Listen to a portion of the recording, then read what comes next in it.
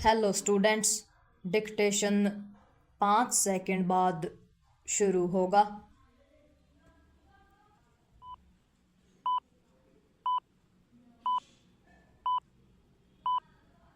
Start. विपक्ष की ओर से लोकसभा स्पीकर ओम बिरला के खिलाफ लाए गए अविश्वास प्रस्ताव को खारिज होना ही था।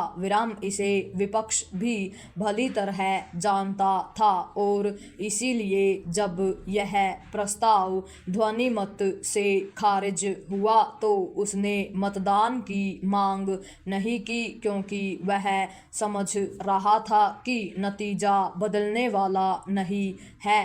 विपक्ष और विशेष रूप से कांग्रेस ने लोकसभा स्पीकर के खिलाफ अविश्वास प्रस्ताव लाकर यह दिखाने की कोशिश की थी वह इसे लेकर बहुत गंभीर है, लेकिन जब उस पर बहस का समय आया तो वह पश्चिम एशिया के संकट पर चर्चा की मांग करने लगा।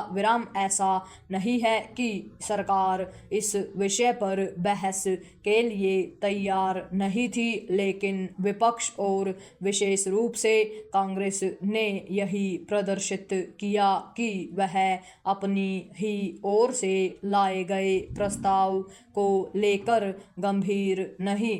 निसंदेह राहुल गांधी नेता प्रतिपक्ष हैं, लेकिन इसका यह मतलब नहीं कि उन्हें जो मन में आए वह बोलने की अनुमति मिल जाए और वे अपने को संसदीय नियमों से परे समझें। वे अपनी समझ से जिन्हें गंभीर विषय बताते हैं और उन पर चर्चा के लिए जोर देते हैं, वे प्राय हवाई और सनसनीखेज ही होते हैं।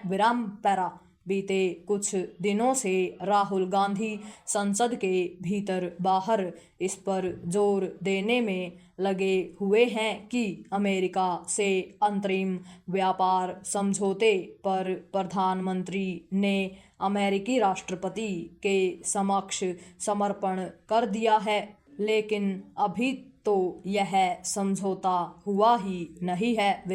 इसके पहले वे यह सिद्ध करने की असफल कोशिश करने में लगे हुए थे कि चुनाव आयोग मोदी सरकार के इशारे पर मतदाता सूचियों का इस तरह विशेष गहन पुनरीक्षण यानी SIR करने में लगा हुआ है ताकि भाजपा को चुनावी लाभ मिले। सरकार के खिलाफ मनगढ़ंत आरोप उछालना राहुल गांधी की अगंभीरता को ही दर्शाता है। वे संसद की कार्यवाही को लेकर भी गंभीर नहीं दिखते। इसे गृह मंत्री अमित शाह ने अच्छी तरह रेखांकित किया। उन्होंने विस्तार से बताया कि लोकसभा अध्यक्ष पर खुद को सदन में बोलने न देने का आरोप लगाने वाले राहुल गांधी ने किस तरह 12 महत्वपूर्ण विधेयकों पर चर्चा में भाग नहीं लिया। इसी तरह संसद के विभिन्न सत्रों के दौरान किस प्रकार उन्होंने विदेश यात्रा करना आवश्यक समझा। गृह मंत्री ने यह भी बताया कि सदन में उनकी उपस्थिति किस तरह बहुत कम रहती है। लोकसभा अध्यक्ष के खिलाफ लाए गए अविश्वास प्रस्ताव पर विपक्ष को हार मिलनी ही थी, लेकिन इसका परिणाम यह नहीं होना चाहिए कि सत्ता पक्ष एवं विपक्ष के रिश्ते और कटुतापूर्ण हो जाएं। इससे किसी को कुछ हासिल नहीं होगा।